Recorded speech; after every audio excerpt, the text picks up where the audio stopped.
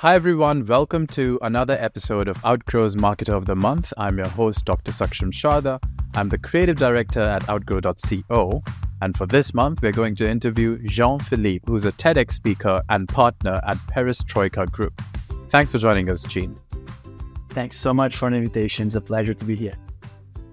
So, Jean, we're going to start with a rapid-fire round. Just to break the ice, you get 3 passes. In case you don't want to answer the question, you can just say pass.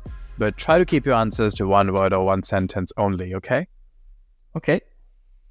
All right, so the first one is, at what age do you want to retire? 60? Okay, how long does it take you to get ready in the mornings? 5 minutes? Most embarrassing moment of your life?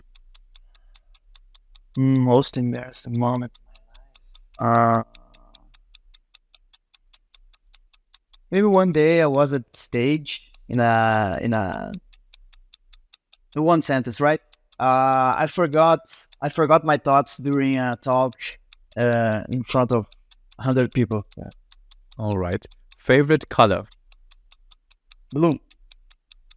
What time of day are you most inspired? Mornings, for sure. How many hours of sleep can you survive on? Can I survive? I would say none, but I need at least 6 hours to be on shape. Fill in the blank. An upcoming marketing trend is blank. Marketing trend is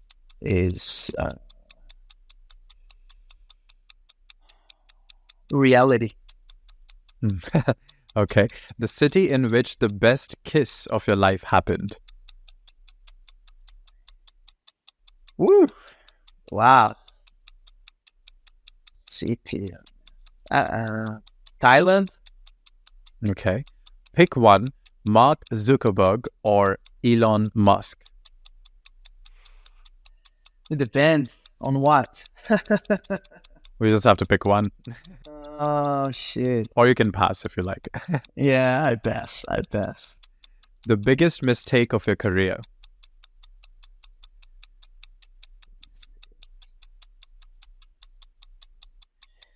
Not follow my dreams earlier.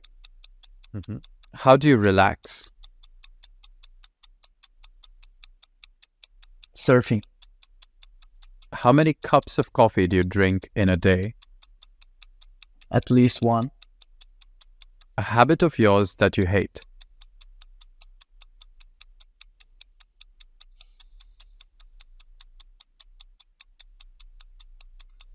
I don't know how to say in English. Eating my nails, like. Biting your nails. You say biting your nails, yeah. Biting my nails, yeah. The most valuable skill you've learned in life.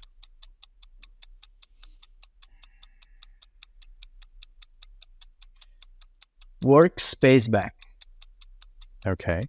And the last one is your favorite Netflix, Amazon, any online show, TV show.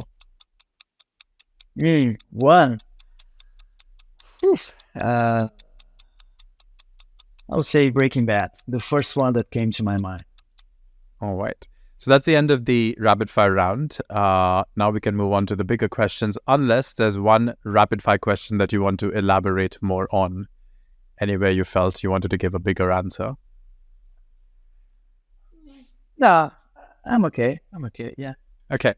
So for the bigger questions, the first one is, as a partner at Perestroika, could you share some insights into the creative activities and programs offered by the school? Yeah, sure. The basis for our project, it's our methodology. We have a serious commitment to the act of teaching and learning, and this is what sets us apart from other schools. I'm based in Portugal, but our company started in Brazil, and we are now working with other countries. And I feel that there's a boom related to education, right? And creating new courses, new programs. And we are a 16-year company, and we've seen this changing a lot, the market changing a lot. And our methodology, which is Outgrow, is based on experience, which means that everything that happens during a course or a class is something that we think about that, and we create any kind of exercise or dynamic or experience to help the participants to connect the content that we're bringing in. So this ends up really connecting the individual with the content. And there's a neuro part of that we studied that explains why this works, because we are connecting both memory. We have the semantic memory and the episodic memory. So the semantic memory, it refers of a type of declarative memory that stores general knowledge. Like, for example, you know that Paris is the capital of France, or you understand the concept of gravity, right? So it's stored in your semantic memory. And 99% of the school's methods or methodologies based on the traditional way of how can we teach and learn, it's based on semantic memory. And we studied the episodic memory, which is a form of declarative memory that stores personal experience and events in a sequential and temporal order. For example, you remember your last birthday celebration, right? If you close your eyes, you will teletransport yourself to the celebration. You're gonna feel the experience again. You're gonna be able to feel the hugs and the energy, right? So that's the episodic one. It's related to experience that we had. So when we create an experience inside the class, inside the workshop, inside the company that we are talking to, we are connecting both memories, the episodic one and the semantic one, because we create some experience that will be able to do something very profound in their experience. And usually people remember first the experience and then the content, and then they associate that both events. So I would say that's the basics for everything that we want to develop. So it's going to be a workshop or just a talk or a corporative academy that we develop inside companies. So everything is based on that methodology, based on experience and connecting both memories. So does the school offer all of these workshop talks and all of these combined? Like, how does it work? Exactly.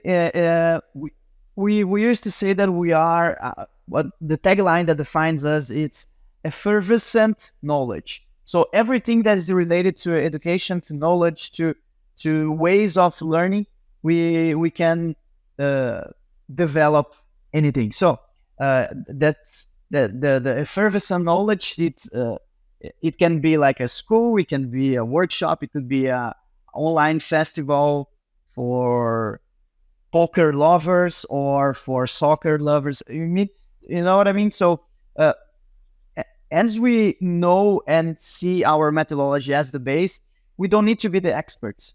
So, for example, you can be an expert on podcasts. And then we're going to say, okay, let's create a course helping for people to create their own workshop, podcast. Okay.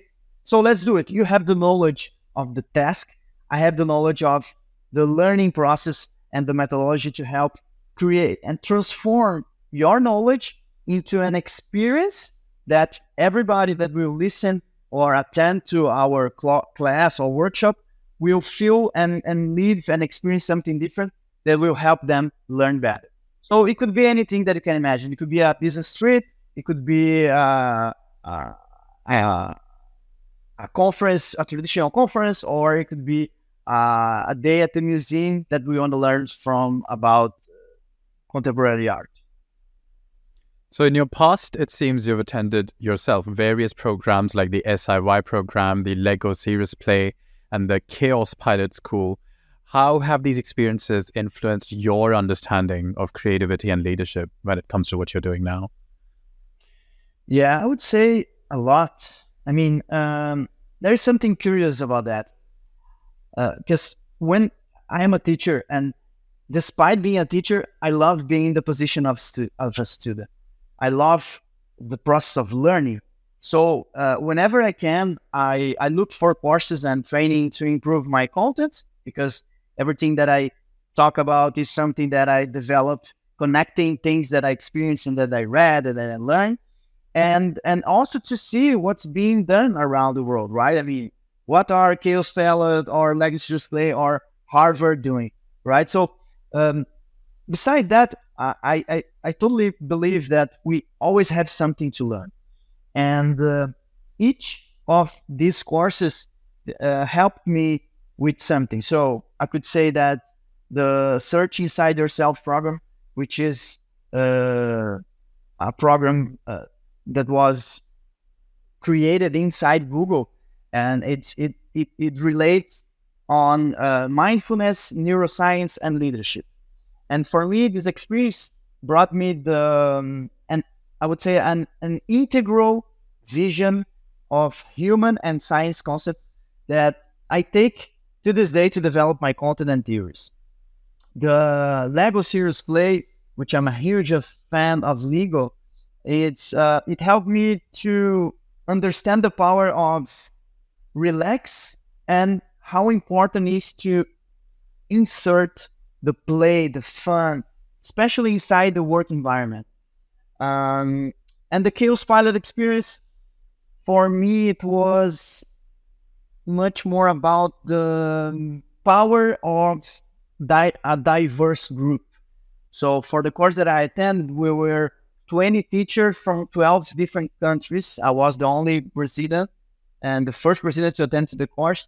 And I could feel the importance and kind of I already knew that, but it's different when we are in this, when we are feeling and learning at the same time. I mean, the different cultures, ideas, and visions, how much this enriches the learning process and also enriches my experience.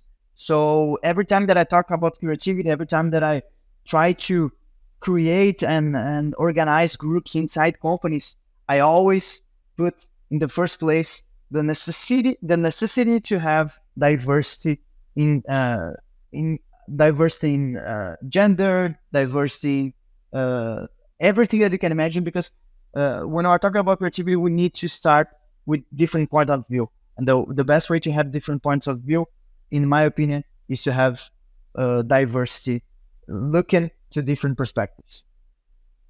And to what extent do you feel now that creativity is being influenced by AI and artificial intelligence? And what aspects of this are you seeing it in Perestroika or in your workshops and everything you guys do? Well, I feel that I'm in the position of learner again, as student, because I use it every day, and I try to open the eyes of my partners and all my teams, because you have some people that sees AI and everything that's happening now with a negative perspective, and I'm an optimist. So I totally believe that this might and will help us as human beings. You can be talking about developing our creativity, developing our productivity, and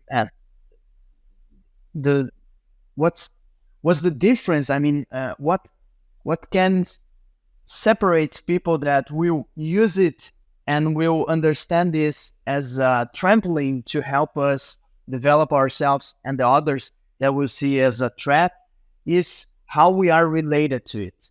I see AI today as a personal assistant, and I understand that everything that comes to my mind and I think that I have an answer, before I put in practice, I just use the AI to help me see different perspectives, see different kinds of things that I'm not seeing. So now we are looking to the market and experimenting and trying to test different platforms, different kinds of AIs, and try to see where we can plug in a real work. But at the moment, we are in this kind of beta tester mode, I would say. And so how do you think AI will impact the accessibility of creative tools and resources? Do you think it will democratize creativity or create new barriers for certain individuals or groups? Well, that's a great question. I would say yes, AI has the potential to democratize creativity and enhance accessibility. How? Well, providing users with these friendly tools, and of course expanding the representation of different options that we have when we are talking about AI. But this will only happen if the access remains free. I mean, of course, we have paid versions already, right? But I think it's fundamental to, if you want to create, if you want to eliminate and or reduce the gap that already exists today, because it's funny to say what can AI brings us in terms of barriers of our democratization, but we already have those barriers, right? I mean, the access that I have to information is different than you have. I'm not saying that it's better or it's worse, but it's different, right? And will remain different. So if we are adding some layer, which is the layer that I'm calling is AI, and we can see this as a way to democratize knowledge, of course, the basic should remain free. I don't know how to do it. I'm not monetizing myself with AI, not my business also. But I'm sure that there is different ways to monetize it and keep the access, at minimum, the access to experiment or try or be able to know how the AI works and be able to get something of it. Not maybe in a professional way. If you want a professional way, you probably have to pay for that. But I believe that the potential is there at the same level as we saw it as society when we saw internet coming in '89 when Tim Berners-Lee wrote the hypertext markup language, right? But 20, 30 years after that, we're questioning how the impact of internet could be and how the impact is, right? So, as I said, I'm an optimistic. So I believe that yes, it has the potential. But of course, how this will evolve in terms of society rules, that will define the success of the democratization of knowledge. So when you speak at international events, which topics related to creativity and innovation have resonated the most with your audience? Could you give us some examples? Yes. Well, I would say that nowadays the most interesting topic that I feel that people are interested is the combination of how the brain works and how human beings behavior, because we are living this symbiosis world, right? I mean, when I look to the future, I see much more a combination of those perspectives. And if we don't understand how human behavior and how can we censor ourselves, and how can we uh, see and feel that some stress level are overcoming the normal, we can regulate ourselves. We're gonna have more opportunities. We're gonna have more success in our lives, in our human relationship. On the other hand, if we don't understand how our brain works, how our ideas uh, evolves, and how a new thought arrives, we're gonna struggle in that hand again. So I love to talk about the combination of those two aspects. When I talk about creativity, for example, I used to talk to businessmen, businesswomen. They are sometimes skeptical about creativity. They think, no, creativity is for artists, for musicians. It's not for me. I'm a CEO in a big bank, corporation. I don't need that. I need to understand about numbers. And then I always try to, for that kind of audience, I always try to bring some more skeptical way of seeing creativity. And I use my knowledge about neuroscience to say, okay, you probably don't believe that creativity is important, but understand this, how the brain works. Have you heard about neuroplasticity, for example? Neuroplasticity is a recent discovery from neuroscience that our brain can adapt itself. Before 2000, we believed that the brain was something statical, right? I mean, our brain evolved until we were 5, and after that, the only thing that changed in our brain was the connections, the synapses. But no, after 2000, after a very important research on taxi drivers from London, we discovered that no, that our brain can evolve like a muscle. So if we understand that, if we accept that, and every time that we have a new idea, every time that we put effort to use a creative tool, or to put effort to not only come up with one idea, but try to come up with 50 ideas, we are training our brain. We're literally changing the structure of our brain. And with this change, the next day, if we keep doing, we're gonna improve our ideas, improve the results of our work. So I try to combine that skeptical view of creativity with neuroscience, with the brain, understanding of how things work inside our brain, and also how makes us feel like that. Because we know how frustrating it is when you have a lot of ideas and you present that to your boss or whatever, and then people say, okay, we won't use anything. That's useless. So that's useless. So the idea is understand and try to hack yourself, your behaviors, and also understand how your brain works.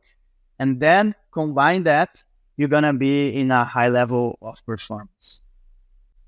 So speaking of this kind of creativity, you've also worked with like global brands like Red Bull, Oracle, Coca-Cola.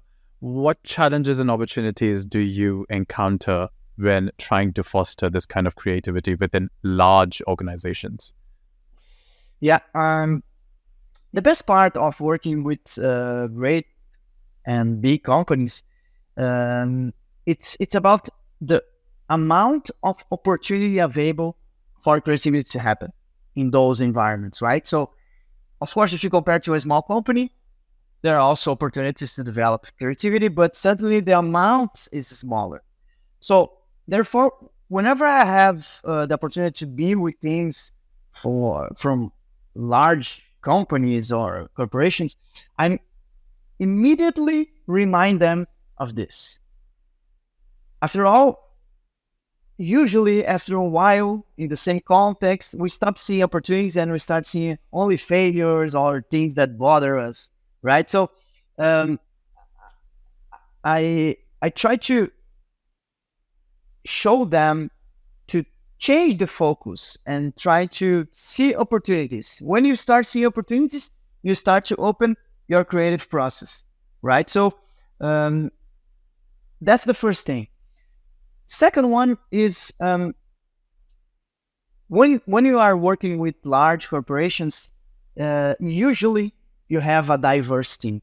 And I just talk about the importance of diversity, right? So different profiles, different backgrounds, and this for creativity, it's fundamental. So if I don't see diversity in groups that I'm working with inside companies, after the workshop or the talk, I talk with the HR department. I say, hey guys, I miss something. I miss diversity. If you wanna develop creativity inside your company, you need to have a diverse team. That's a fundamental point.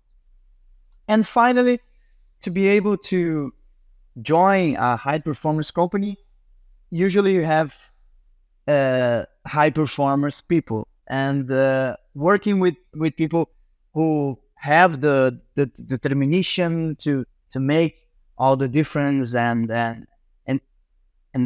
the people that understand the outcome of the job, it's fundamental, especially in the creative field where dedication and effort, they are fundamental for the result.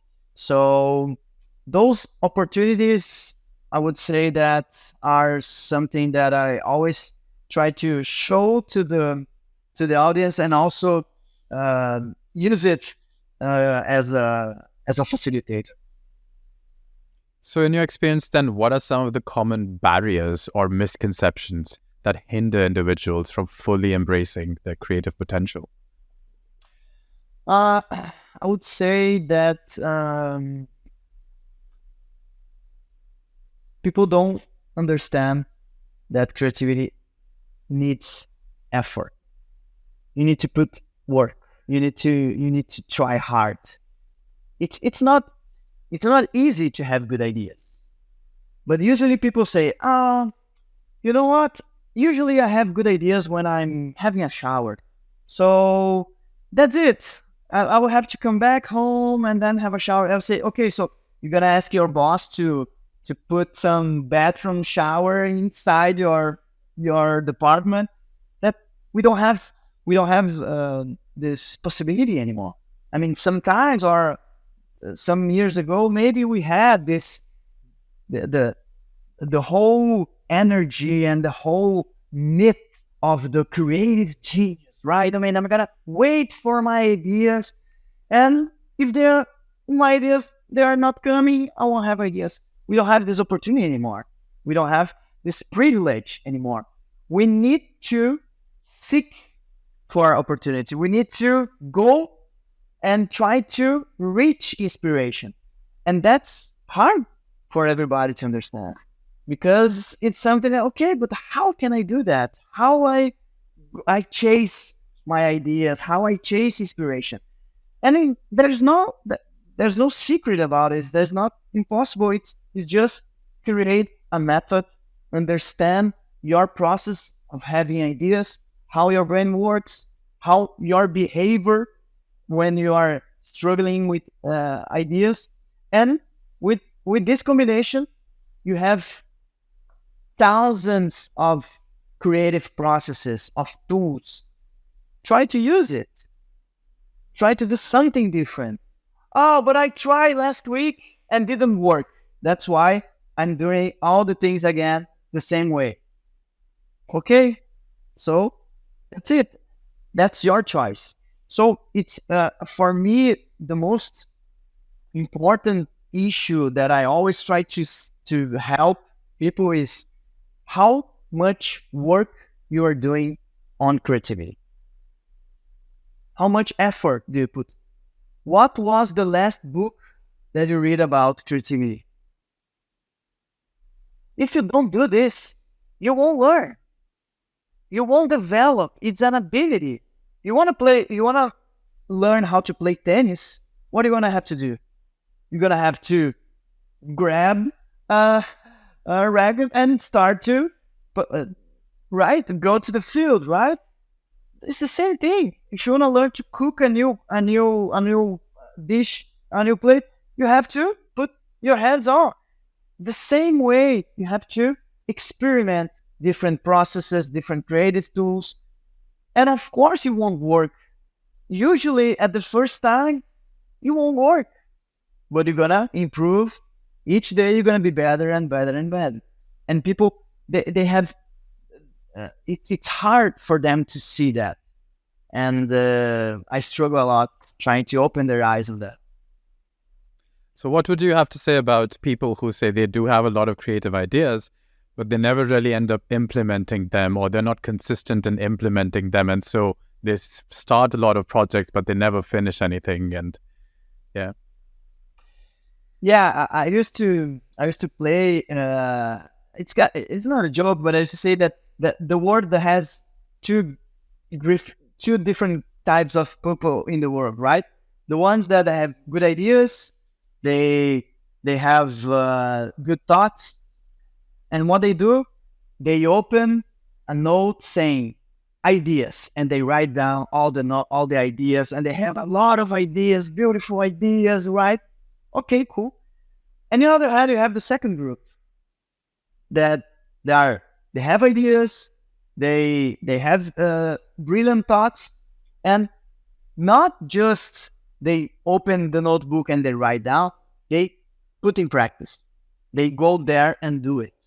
And it's funny that you mentioned that, because our slogan, I would say, if we're a company from the 90s, it's go there and do it. Perestroika used to sign that. So good ideas, everybody can have good ideas, right? But the difference between having a good idea and putting in practice, it's a huge gap. And it's not enough. It's not enough to have good ideas. You could have a great idea to start this podcast, I don't know how many years ago.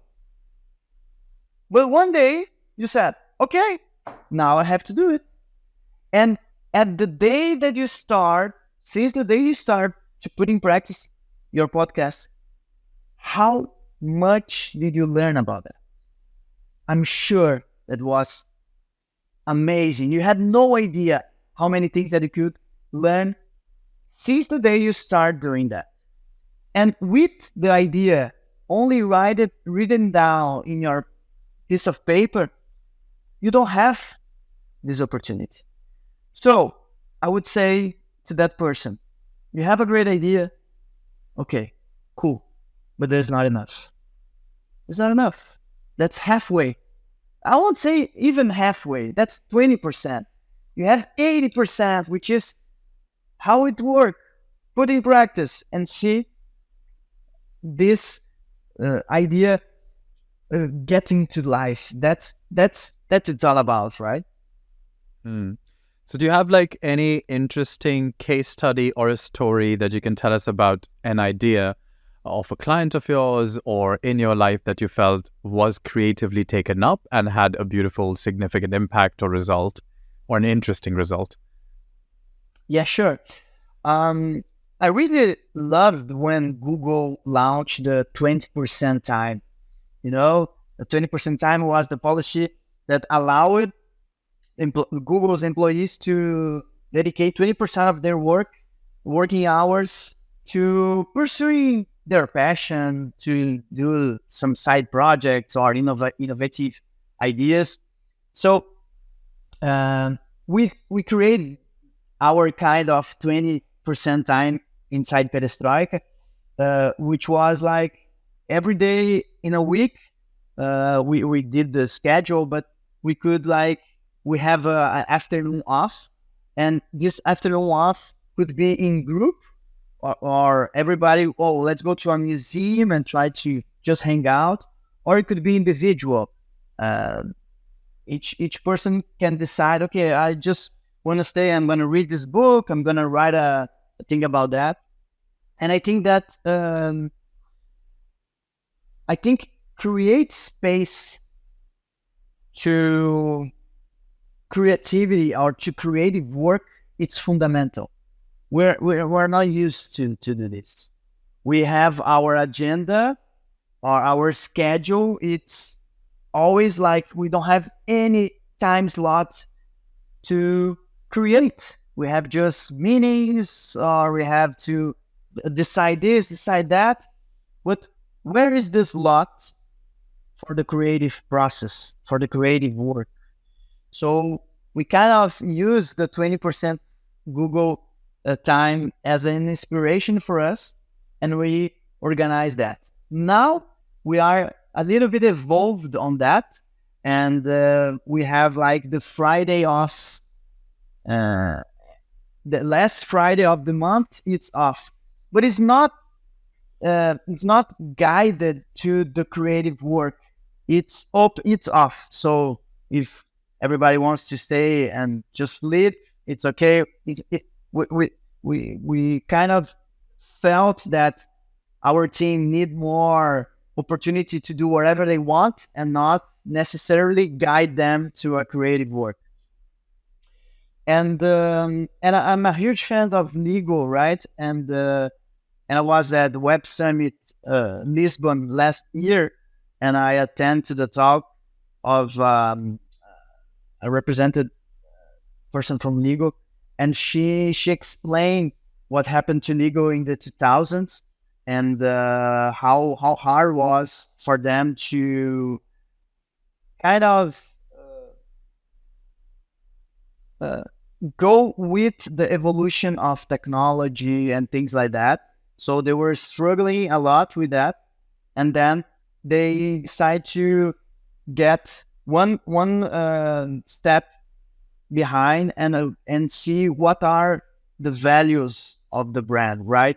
What make Lego a love brand, and then they embrace that, and they embrace creativity, embrace innovation, and they did some kind of re-evaluating product line. So they focused on open-ended play, experiences, collaborating with the huge amount of passionate fans community, and with that they co-create new ideas. For example, Lego Mindstorms kit, which was a huge success.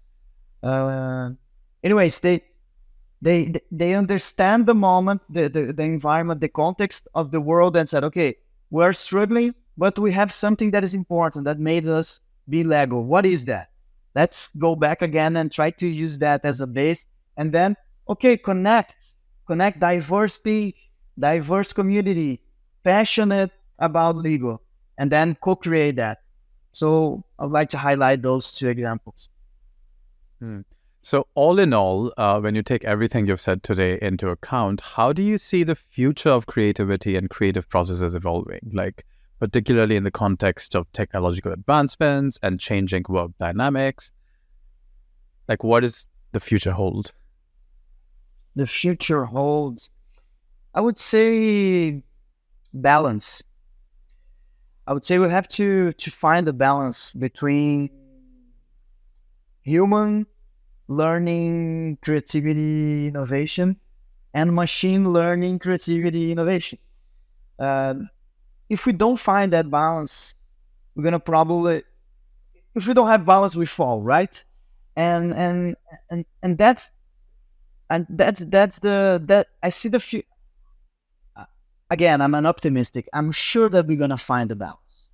Not everybody from everywhere will find a balance, but the majority of human beings will find a balance, and that's something that I really see as a future. Of course, we're gonna have to learn how to deal with new problems, with new challenges, right? But that's it. Since the day we start evolving and thinking and imagining, we are solving new challenges. So, of course, the challenge will keep. They're gonna change. They will change because of the environment, because of the context of the world. but I see future with balance. And so the last question for you is of a personal kind. It is, what would you be doing in your life if not this right now? Wow. I will say surfing, but nobody will pay me to do that because I'm not a great surfer, but I love the sport. So I don't know. I'll try to figure out some way to survive with that. Yes, that sounds very adventurous. Well, thanks everyone for joining us for this month's episode of Outgrow's Marketer of the Month. That was Jean-Philippe, who is a TEDx speaker and partner at Perestroika Group. Thanks for joining us, Jean. Thank you. Thank you again. Great conversation. Thanks so much. You're welcome. Check out their website for more details, and we'll see you once again next month with another Marketer of the Month.